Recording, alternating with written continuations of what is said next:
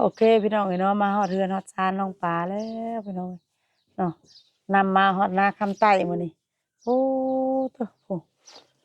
สบายดีสบายดีอ้าโตฮอดให้ฮอดฮอดเรือนฮอดศาล เพื่อนมาก็บ่แม่นเพื่อนหลังเก่าได้อบัดนี้แม่นเพื่อนก็แม่นเฮือนหลังใหม่บาดนี้อืมเพื่อนอยู่นาคำใต้พี่น้องเอ้ยเนาะเลย เพิ่นมาอยู่พี่มาห่วยอย่างฮอดปีได้เนาะเกือบแล้วจ้ะ เกือบสิฮอดปีแล้ว นี่มาอยู่น้ำเพิ่นบ่แม่นนะ มาอยู่เฮือนย่า เลย อ้าวเจ้าคนมาอยู่เฮือนย่าลูกมันได้พุ่นบ่ อันผู้ใดเป็นญาล่ะบัดนี้ คนนี้ โอ้พี่ บ่ญา โดยสบายดีเด้ออืมได้ลูกไผ่มาอยู่เฮือนโดดเนาะ บ่ได้หลายดอก สบายเนาะ บางปีก็บ่คุ้มกินน่ะ 60 แต่บ่ได้เมื่อบ้านบ่บ่ได้คอยเมื่อ เลย คือ ก่อ ว่าน ห เมื่อ ลายๆคน มา เนาะ จะส่วนดอง ลู คุ ก ณ ก็หลายคนห้าคนคนนี้แต่ผู้ชายผู้หญิงนั่นคนเดียวหลายคนกับผู้ชายนี่ ลูกผู้ที่เท่าไรซะเอาน้องปานนี่ ผู้ที่สอง ผู้ที่สองอืมคนนี้เอาลูกไผ่มาเฮือนบัดนี้ เอามาเฮือนแหล้วคนมาชู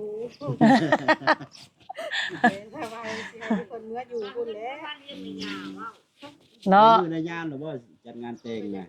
โอ้ยสิได้มือหยังจะมีหยัง เอาเจ้าคือบ่เอามาซะ อืม โอ้ผู้เดียวอื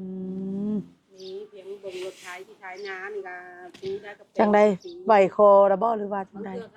ยามนาน่ะ ผู้ใหญ่เพิ่น เอา จักยังไง บ่จักหยังเลยบ่ฮู้ ยังได้ลงกระไถดำกลายเป็นก็บ่ได้ดำ เฮ็ดเวียกเฮ็ดงานจังไสเด็กมื้อนี้นะ บ่ได้เฮ็ดที่ตอนนี้ คือว่าพี่น้อง อยู่เพื่อนนั่นล่ะ เพิ่นก็ได้พี่น้องเอ้ย เลย อืม เอายันว่าไปเฮ็ดเวียกเฮ็ดงานแบบเดียวเขาแล้วนำเลยไปตัดอ้อยตัดหยัง บ่ได้ไปเขาคอยตัดอ้อยบ่เกินอาทิตย์หนึงข่อยก็เป็นลมให้เบิ่งดอก เป็นวินเป็นหยังไป อืม เฮ็ดหยังก็บ่ได้นะ เป็นจังไดถือผ้าบ่ บ่ ย่าน บ่ ว่า ช่วงแม่โทรหาน่ะช่วงว่าไปยังไปใต้บ่ เลย ก็คิดว่าถือผ้านั่นแน่ว่าเป็นวินนี่ว่ะ ข่อยคิวไปกับเพแบบเงยแล้วเฮาเงยเก็บแล้วมันมีหัว ไปแล้วจังมื้อ บ่ฮอดมันหามือซะมั้ง ว้าวเอาเงินใช้ค่าจ้างค่ารถมาบัดนี้ เก็บกับเพมา เออขายทองเก็บเมานั่นบ่ ก็บ่ได้เมาตามที่เขาเฮ็ดนะ อืมเอาเก็บได้หลายได้หลาย โดย มื้อใดเฮาบ่ลงเก็บเฮาก็บ่ได้ แม่นนะ อืมมื้อใดลงเก็บก็ได้เนาะได้จักแสนมาน่ะ ได้เงิน800,000 แน่ไปเข้าวเดียวเนาะไปฮอดบ่ฮอด5มื้อได้เงิน800,000 ตู้เพิ่นเอาหยังมาบัดนี้พี่น้องเอ้ย มายังน่ะ อ้าถูก อาหารป่า มันหยังอันนี้น่ะ อาหารป่าแม่นมะขามป้อม แล้วก็พี่น้องเอ้ยล่ะเพิ่นมาหับต้น อืม แกง ให้ไป เขียด หานี่ แกงเขียดตะมูพี่น้องเอ้ยเขียดน้อยบ้านเฮา ไปแต่เช้าพู้ เลย แต่เก้าก็ไปหามาขายบ่ รอหาไปมากิน อืมยันว่าหาไปขายอันอยู่ไสเพิ่นขายแต่เก้าน่ะพี่เนาะ อืม มันบ่ได้กินขายเด้อมีแต่พอได้กินซื่อ ช่วงนี้บ่ค่อยมีมื้อนั้นโอ้ตกใจมันเอาได้ลูกตอนไหนว่าเห็นนั่นว่าน้ำคลิปบ่ยาว เห็นอุ้มลูกเฮ้ย อุ้มลูกกูนะลูกผู้สุดลอยน่ะนี่ เออ ไปส่งลูกให้เพิ่น อืม ลูกเป็นบ่สำบาย ค่อยคิดว่าอ้าวมันยังน้องปลาคือว่าไล่ลูกตอนไหนนี่วะ บ่ไหวพาไปอะดอกก็ได้ ยังบ่ได้คิดวางแผนสิเอาบ่ เลย อืมขาพังๆไว้ก่อนเนาะเพราะว่าทั้งนั้นก็บ่มีทั้งนั้นก็บ่มีจังซี่นะ ๆง่ายแต่หลังเฮือนซื่อๆดอก คือว่าได้ยินแว่วๆว่าเดือน4ว่ะสิแต่งดองแต่ง ไหวเรียบร้อยแล้วบ่แม่เท่าไรคะรองเพิ่น ก น่ะ ระดองเท่าไหร่ละบัดนี้ ยังบ่มีเพิ่นผู้ใหญ่เพิ่นว่าค่ะก็ว่าจักว่าชาว5ล้านเพิ่นว่า 25 สหานี่มีคาดบ่หรือว่าปรุงเลย ที่แม่นมีคาดน้ำละว่าคอยกันยังบ่ฮู้จักแจ้งนะผู้ใหญ่เพิ่นเว้า อืม ในบ้านชาวาน่ะเพิ่นยังสิไหวอยู่หั่นน่ะ เออ เรื่องคำเรื่องหยังได้ซะ ทำน่ะแม่นบาทหนึงพุ่นบ่ อ๋อ1,000 บาทเนาะพุ่นน่ะ เจ้าคือเอาหลายแท้น้องปลาบ่ ข้อยก็บ่เคยเห็น 1,000 บาทนึงอีกโ อันนี้เนี่ยบ่ได้แม่นมาเฮือนบ่เพิ่นว่าน่ะบ่ถ้ามาเฮือนนี่หลายกว่าหันสิบ่ มาเฮือนแล้วนี่มันมาสู่ อืม แล้วก็มา บ่ว่าถ้าแต่งนะเฮาบ่ให้อยู่นี่สินะให้เมื่ออยู่พุ่นสินะ คันเอาเมื่ออยู่พุ่นแล้วก็งัว โอ้ เอามาพี่ เอา แล้ว มาพี่แล้วควาย โอ้ยตัวใหญ่ได้นี่เนาะ เดี๋ยวมาแต่ใช้เงินชื่อควายนี่เงินชื่อคำนี่ เออเนาะ เงินเท่าคาดองนี่บัดนี้ เถื่อเอาเฮ็ดหันเฮ็ดนี่อีก ลงไปไทยเลยเจ้า ค่อยอยากลง มีแต่บอกน้องปลาหาแล้วแล้วบาด นั่น นี้ แหละจังหวะ เนาะ ซอยกันนั่นแหละ มีแต่ไปหาซอยกันลงไปไทย อืม ลงไปไทย ไป ได้ ก็เบิ่งอันเนี้ยไปน้ำใกล้ๆนี่กันยังว่า นั่นว่าเป็นวินเนาะ เป็นวินเป็นเวียนเห็นงานก็บ่ได้ก็เชิญสิไปไก่ คนเมารถคนเมารถคนไปบ่ค่อยนั่นเนาะบัดสิไปอยู่สิได้บัดจังซี่นั่นเอาคันว่าเฮาบ่หาซอยกันนี่แม่นบ่ได้เด้อเนาะ25ล้านว่าซั่นอ๋อบ่แม่นว่าน้อยเด้25เนาะกับอีกอย่างนักค่ำเนาะค่ำนี่ 60,000กว่าบ่ อ๋อ60,000ปลายเลยเนาะบาทหนึง แม่น ดุดให้เพิ่นซะ ค่อยอยากลุดอยู่ดอก เอาเยอะเพิ่นพี่น้อยเนาะ แม่ว่าโอ้ยอย่าพาเอาเถอะว่าพาเดี๋ยวไปหาเงินมาก่อนจังเอาว่ะแม่บ่ได้มีเงินได้ เนาะเฮาก็ว่าอยู่คิดว่าเพิ่นสิบ่เอาง่ายเด้อถ้าก็ให้ทั้งอันทั้งผู้ว่าเพิ่นนี่หาก่อนใครอยู่ดอกซั่นได้พากันไปบ่แม่นว่านั่นเนาะพากันคันว่าแบบว่าคันน้องปลาบ่อันนั้นนี่นะพากันไปหาเงินหาค่ำได้เงินได้ค่ำแต่งเนาะก็คือว่าแล้วเพื่อนก็หลังบักใหญ่นึงจักว่านั่น ใหญ่ นึง จะ จ้ะ เงินจะซื้อได้ บัดแล้วพัดกันแล้วว่าแต่งเดือนใดบัดนี้ ว่าเดือน4ปีหน้า เดือน4ปีหน้า บ่แม่นปี บ่แม่นเป้าปีนี้นะ ปีนี้หันแต่งอ้ายนี่เด้ เอา ปีนี้เนี่ยแต่ง ปี อ้าย แล้วนี่ก็แต่งคนหนึง อืม ปีนี้ก็แต่งคนหนึงแล้วสิเอามาแต่ใช้ เนาะ คือว่าเลยเนาะคารมมันก็เงินคำคุมื้อนี้ก็หายากเนาะเพื่อสิอันว่านั่นก็เพื่อสิได้ก็บ่แม่นง่าย10-20ล้านว่าซั่น เป็นจังได๋ล่ะมาอยู่พี่ล่ะจิดีมีแฮง หน่อย อืม แต่ว่าเที่ยวเมื่ออยู่บ่ เมื่อก็ดนมื้อเทื่อมีเวียกแล้วเฮากับมือ ยันว่าเมื่อเจาะเพื่อนปัดเฮือนปัดชาน น้ำบาวอยู่เลย น้ำบ่าวบ่อยู่นะ น้าบ่าวอยู่ท่า เอ้า เมียมันได้ซะ เนี่ยเพิ่นปะแล้ว เมียป้าหรือว่าเพิ่นป้าเมีย เมียปะเพิ่น โอ้ แต่เพิ่นท่านได้ขอบ่ป้า บ่ได้ขอเพิ่นน่ะเพิ่นไปสู้เลยฮะน้ำบาว อืม เอาสู้ อันนี้ป้าเมีย ทางเมีย เลยมาอยู่เฮือนบัดนี้ ทางเมียเพิ่นบาด เออ ยังเฮียนอยู่เนาะตอน ห นั้น น่อย บ่แม่นนาเดชน์ลงมาอยู่น่ะเนาะ หน่อย น่าเสดลงมาอยู่ยันว่าเที่ยวเมื่อเจาะเมื่อหยัง มีมือ บ่เมื่อเลย หน่อย ถ้าแต่งเนาะ ฮีดแบบนี้เนาะทางนี้เนาะแบบบ้านเจ้าก็แบบเดียวกันนี่บ่หรือว่าแม่นฮีดทั้งหน้าแพกนี่นะฮีดทั้งเจ้าหรือว่าฮีดทั้งหน้าแพกนี่นะ ที่ทั้งมันหน้าเพกกูเลย ถ้าฮีดทั้งเจ้านี่ สมมุติว่าผู้หญิงมาสู้สินี่แล้วก็มาอยู่เฮือนผัวเลยสิบ่ทางเจ้าค่ะแบบเดียวกั คั น นไปว่าอันนี้ก็ไปว่าคันเรายังมือเฮือนเราเองก็ได้หั่นนะ ได้เลย ว่า เนาะ ย่านว่าพี่น้องเราบ่อยากให้เมื่ออยู่นะแล้วแต่ทุกคนก็เอาอยู่พี่ โอ้ แต่มันคิดที่ทั้งนั้นเนาะ บ่ได้พิษดอก บ่ว่าทางประตูว่าทางขับประตูว่าแต่งก่อนจังมื้อขับประตูเราแบบนี้ได้ เว้าไปนั่นเลย เพิ่นว่าถ้ายังบ่แต่งนี่3ปี10ปีก็แม่นอยู่นี้ว่ะถ้าแต่งแล้วน่ะแม่นให้มืออยู่พุ่นว่าสินะ เมื่ออยู่พุ่นก็ได้บ่เป็นหยัง ก็แล้วแต่เนาะแล้วแต่ใจลูกเนาะ เพราะว่ามันเป็นเพื่อนของเขาเด้เนาะให้เขาอยู่ ห้อยแต่งอยู่พุ่นก็รุดลงแล้วก็ลงเนาะ อยากสิไล่ข้ามกับคนหนึงก็ยังดีเนาะว่าจะแม่นน้องป๋าก็ได้ บ่ แต่งก็ว่าเนาะก็รุ่นๆกันนั่นแหละว่าทางพ่อแม่ก็บ่มีว่าซั่น เลย ก็คือเห็นนั่นแหละเนาะ แม่น เขา ก็ ว่าเพิ่นเข้าน้ำจำปาเพิ่นก็ปีหนึงได้6 70นึง คุ้มอยู่บ่ บางทีก็ไปกุ้มบางทีก็กุ้มนะ อืมคนในเฮือนนี่จะคนในเฮือนน่ะ เอ้าคันเราไปชูลูกหาเมีย12 ป้าโต12 คนอันนี้เนี่ยกระปั๊มกระปี้นี่ลูกไผซะนี่ อันนี้หันลูกอ้ายอันนี้ เออ ลูกเอ้ยอันนี้ คิดว่าลูกเจ้าเบิดนะป้าโต เอาเลี้ยงลูกเลี้ยงหลาน เออ พอแม่เพิ่นน่ะเสียแล้วอันนี้ อื น้อง ม ชาวลอยหลานน้องชาวลอยแล้วเลยมาอยู่นำพี่ปอยพี่ อืมแม่เสียแล้วพ่อก็แบบมีไหม โอ้จะไว้แขกลูกสาว กินรถ กินโน่นเลย อุ้ยเบิ่งในมือนี่นะงามดิ ลูกชายหล่าแล้วเนาะ ลูกใส่โทน อืมแปลว่าแม่ได้เสียแล้วบ่ได้มีเฮือนบ่ นี่แหละมีก็เพิ่นหลังน้อยนี่ อืมแล้วลูกชายผู้เดียวนี่บ่ที่ว่าเราเสียนะ บ่แล้วผู้หญิงแน่ผู้หญิงก็ชา ปะ อืม เราพ่อครับว่าแบบ บัดอันผู้ชายก็ส่ง แต่ว่าบ่อยู่น้ำเอื้อยมาอยู่น้ำน้าสาว ผู้นี้บ่ น้ำป้าบ่ ห น้ำอาโอ้ หาทางห้องป้าดอก อยู่น้ำแม่ป้าอ่า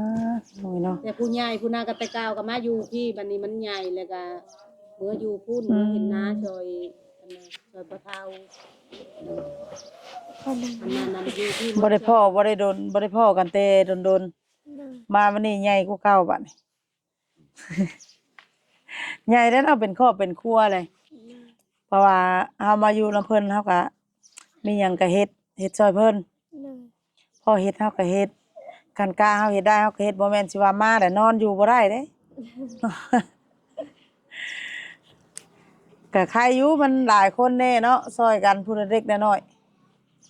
บ่ได้มีผู้ไปหาเงินบ่นำเฮือนนี่ บ่ได้มีผู้ไปอ้าวผู้หนึงน่ะไปกับอาไปสองคน วางหันแต่ตอนนั้นคือได้ยินข่าวว่าสิไปเฮ็ดงานอยู่เวียงว่ะ ว่าสิขึ้นเวียงแล้วบ่ได้ขึ้นซ้ำ เป็นอะไร แบบบ่ได้ขึ้นนะ พอสิได้ไปเนาะอยากนำครอบนำครัวเฮือนซาน ผู้ยากก็ไปก็มันเฮ็ดงานบ่ได้ดอก อืม ไป บ่ไปทำบิดนี่กล้าว่าสิได้เนาะบัดพ่อขี่รถไปเมารถบัดเจ้าบัดไปถึกอันตากแดดบัดนี้เนาะตากแดดเก็บกาแฟบัดนี้มันรถบ่ได้ ก็ไปแดดไปแล้วเหนื่อย หนาวอีกติ หนาว คือไปแล้วเลยเฮ็ดรถบ่หรือว่าคือบ่พักผ่อนกันจักมื้อหนึง พักแล้ว เออ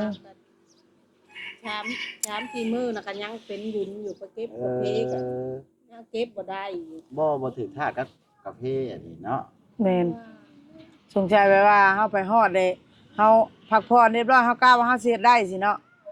บัดพอเฮาไปเก็บบัดมันได้กินเข้ามาเนาะกินกาแฟมันนั่นเด้ มีใบมัน กรุงเทพเฮาเนาะ โอเค คิวดีบ่ คิว อืม หนักมากว่าก็ยังคิว เอาบัดเขาให้เห็นเฮาคือหอมจ้ะ จักแล้ว ได้มื้อหนึงจักโลไปเก็บ คันว่าเก็บอะไรก็ได้อยู่แล้วมือละ70 โล อืมมื้อละ70อ๋อสองคนน่ะบ่ละมื้อ70น่ะเก่งแท้ ผู้เดียว ผู้หนึงนะโต แบบมันดกมันบ่ดกนะ อืมแล้วมันเบิดแล้วบ่ช่วงนี้บ่ แล้วเราไปว่า วันนี้ก็เลยตกแรงมาเลยบ่ได้ไปทางใดเนาะบ่มีเวียกมีงานไปก็ไปมันก็บ่พอสิเฮิงเนาะไปผู้ดีอันว่าเสียเงินค่ารถ ผู้ดีเสียเงินค่ารถมันบ่แม่นใกล้ไปเนาะ ไปฮอดสโน8 โมงบ่มีรถมา เป็นมื้อตอนคืนนะ เล คือย บ่โทรมาบอกซะ ค่อยพัดแบตโทรศัพท์กับเบิดแหน่มื้ เอา อน่ะ แล้วเฮ็ดได้บัดนี้ หัวลงมาส่ง มาแล้วผัวมาแล้วผัวไปอีกบ่เออ สิแล้วไปทางไรก็บ่คือหมู่เนาะบ่คือหมู่ได้ไปหมู่ประเทศได้บัดนี้ปัดเฮาประเทศบ่ได้ถ้าว่าไปไทยแฮงเต็กเนาะ แต่ก็ยังเถื่อก็มันบ่คือกันเด้มันบ่ได้กินกาแฟ แม่นก็ขึ้นจากไปอยู่ว่าไทยนี่ อยากไปแต่เป็นมีเงินเห็ดบัตร เท่าไรเฮ็ดบัตรนี่ ไม่ใช่ ถ้าเฮ็ดบัตรทางนี้ได้ กับประมาณกันนั่นแหละ ก็สิอยู่ประมาณ 3-4 พันเนาะ แม่น อืม 4,000 ใช้ก็จะยังไม่เคยเฮ็ด เพราะ บ้า ว่าน เนาะ นี้ก็เพิ่นอยากได้โทรศัพท์เด้บัดนี้เฮนาว่าสิไปน้ำหมู่ อืม บัดนี้เงินก็เท่านั้นโทรศัพท์ ถ้ามีผู้เฮ็ดบัตรให้นี่สิไปบ่ ไป ไปไทยเห็นได้ นอ ไป น เบิดซองไปบ่ ไป โอ้ คันไปผู้เดียวได้จ้ะ ถ้าไปเยอะกับป้าถ้าไปได้กัน แม่นบ่ จะมาหลดนั่นแหละ เขาบ่เขาว่าคันไปผู้เดียวนี่เขายันบ่ไปเขาว่า เนาะ บ่ไปอยู่ทมิตรนี่ อืม มันสิบ่เฮิงเนาะมันสิคิดทางบ้านเด้อไป คิดไปแล้วอ่ะ บ่พอได้ไปแล้วย่ํกลับมาบัดยากบาดเพิ่น แม่ น้องปลาสิไปโดนอยู่ คิดใส่รถบ่ คือเสียรถเด้ แม่นถ้าว่ามีผู้เฮ็ดบัตรให้เบอร์ให้ก็ไปเนาะ นอน อืมเพราะว่าบัดนี้เฮาก็เป็นครอบเป็นครัวเลยเด้ถ้าเฮาบ่ไปหามันก็สิบ่ได้ โดย เฮาบัดคือจังสิได้เนาะเฮือนปู่เฮือนยามมันก็บ่มีบ่พอได้แต่อันซื้ออยู่ซื้อกินหากินไปวัน โดย ๆคันสิว่ามีดีบ่มันก็สิขาดดีบ่ก็บ่แม่นเนาะพอดีกระเทิน พอดีจ้ำจุนะเนาะเอาพื้นข้าวพื้นน้ำก็ดิก็สิไปอยู่ไปหาเงินหาคำกันเนาะแต่ว่า หาเงินเฮ็ดบัตรก่อน โดย คือว่าไปทั้งเวียงทั้งหยังเด้มันไกล บ่มีเงินแม่บ่มีเงินจ้างค่ารถ แพงบ่ค่ารถนั่น จักเคยบ่ฮู้เคยไป เอามีงานบ่คันมีงานน่ะสิออกให้ค่ารถนี่ บ่มีงาน บ่มีงานอืมจะว่ารายงานน่ะสิส่งค่ารถให้ น้อย บ่เกิน200,000เนาะเนาะผู้หนึงหั่นนะ แม่น บ่แม่นว่าอัน2คนได้ นั่น แม่นถ้าว่ามีงานมีหยังก็ก็ถ้าบ่มีเงินค่ารถก็โทรหาเด้อ ว่าแม่เด้อ โทรหาแม่เฮาสิขึ้นเวียงแล้ววันนี้ แต่ว่าเฮาบ่มีค่ารถค่าล่างก็โทรหาก็บ่ว่ากันเนาะบางทีช่วงไม่มีแม่ก็เอาให้ช่วงบ่มีก็อย่าพาเด้อขายมันขายข้าวก่อนได้บ่ แต่ขายมันสิยากเติบได้ขายมันนี่บ่ได้เฮ็ดก่อนนี่ บ่ได้ปลูกมันคือหมู่ น้อย เออก็พังไปเนาะหาซอกเบิ่งถ้าเฮาไปไทยบ่ได้เฮาก็หาซอกอยู่นี่แหละอ่าเขาว่างานซิโนนี่มีไดอืม หมอปัวนะคันไปแล้วอยากไปไทย เอาผัวอยากไปไทย ต้องหาเงินเฮ็ดบัตรเนาะ กะบ่แม่บ่ตีเพิ่นตัวนี้เนาะถ้าว่าเฮาหาอยู่ลาว แล้วก็คือดีแล้ว เฮาก็บ่แม่นว่าพม่าอันเงินลาวเฮาดอกเนาะเงินเดือนน่ะบางที่ก็มันซ้ำแค่เงินชั่วโมงละเดือน2ล้านเนาะมันก็ซ้ำ3,000 บาทเนาะมันก็สิบ่คุ้มหันนะบ่คุ้มครอบคลุมครัว ว่าเฮาได้ กัดเกิดเพิ่น ถ้าว่า เงินเลยเนาะ นี่ถ้าเฮาไปไทยมันว่าเดือน 7,000 8,000 มันก็สิคายอยู่เนาะถ้าว่าไปอยากไปไทยอืมยังบ่ได้เคยไปจักเทื่อบ่ผัวกะไปไทยน่ะ ไหนยังบ่เคยไป ผัวก็ท่านได้เคยเมียก็ท่านได้เคยป๊าตไปอยู่สวนทุเรียนเด้อเขาว่าได้เงิน ไปอยู่สวนนั่นแล้ว อยากไปอยู่สวนบ่อยากไปอยู่สวนทุเรียนบ่ น้อย โอ้ขอยสิติดต่อให้ คนน้ำบ้านเฮาก็ไปหลาย สิไปดีบ่ ไปก็ให้ได้บ้านก่อนแม่บ่เฮาถามกันก่อนเนาะบางทีถ้าว่าไปนี่เฮาติดต่อไลน์จังเทื่อทางบัดเฮาก็สำบายก็มีเนาะ แม่น เพราะว่าทางแม่นี่มีญาติอันพี่น้องอยู่ทางสวนหลายคนอยู่หั่นนะก็ส่วนมากนี่เขาก็สิไปสวนเนาะครอบครัวเนาะสังหน่อยไปอยู่สวนว่าโอ้ยแพ้ทุเรียนอีกแล้วว่าเด้อ ผู้บางคนเนาะ แม่น เพิ่นก็บ่มักกินมันดอกเหม็น เฮาก็บ่กินนี่เนาะเจ้ามักอยู่บ่ใส่ทุเรียน ทำทุเรียนกวนแล้วก็กินอยู่ อ้าว ทุเรียนกวนแห่งหมิ่นกว่าทุเรียนหมากแล้ว เคยบ่ได้หมิ่นได้ไหม เออ เจ้าก็ไปกวนเนาะ เนาะ ถ้าไปนี่ไปไทยหลายกว่าเนาะถ้าไปลาวนี่มันคือแม่นความลาวเลยเนาะถ้าว่าไปลาวมันก็เงินเดือนมันก็สิพรแน่ถ้าไปไทยใครแน่พอได้จุนเจือครอบครัว เนาะ ห่วยไปไทยนี่2คนนี่ค่ารองนี่ปีหนึงก็จุบล็อกเนาะ แต่ว่าเฮา จุบน้องปลาเอ้ยแต่ว่าเฮาคุ้มเพื่อยนี่ก็ บ่จุบ แม่น สมมุติว่าน้องปลาไปปีนี้เนาะสมมุติว่าเพิ่นว่าปีหน้าแต่งเดือน4มันก็สิได้อยู่เนาะเบาบางทั้งแม่น่ะนะถ้าว่าเฮาบ่ได้หลายเฮาก็มาตื่มทั้งแม่นำสิก็สิไข่อยู่ได้ เนาะ เนาะเอาก็ดีแหละเนาะถ้าว่าเฮาได้ไปไทยก็ใครกว่าอยู่ลาวอยู่เฮาอยู่ซี่เฮาบ่มีงานหยังเด้อยู่บ้านก็อยู่ซื่อๆเตะขี้พุ่นดินหั่นแหละ แล้วก็ขอฝาก FC เนาะ แม่น พี่น้องเอ้ยอยู่ทางฝั่งไทยก็ได้พี่น้องผู้ใดมีแบบว่างานว่างอะนะ ใครมีงานก็ติดต่อให้น้องปลาหน่อยเด้อช่วงนี้เนาะน้องปลาเพิ่นอยากไปไทย หางานดีๆพี่น้องเอ้ยเนาะงานบ่หนักปานใดแน่เนาะงานพออยู่แต่ว่างานเป็นงานคู่เนาะว่าสิได้ไปทางครอบครัว เนาะ เป็นครอบครัวแต่ว่าเรื่องลูกนี่ถ้าเอาง่ายๆก็บ่อยากให้พาเอา เพราะว่าเฮายังบ่มีหยังเนาะเฮาฐานะเฮาส่ำนี้หั้นนะก็บ่แม่นว่าสิว่า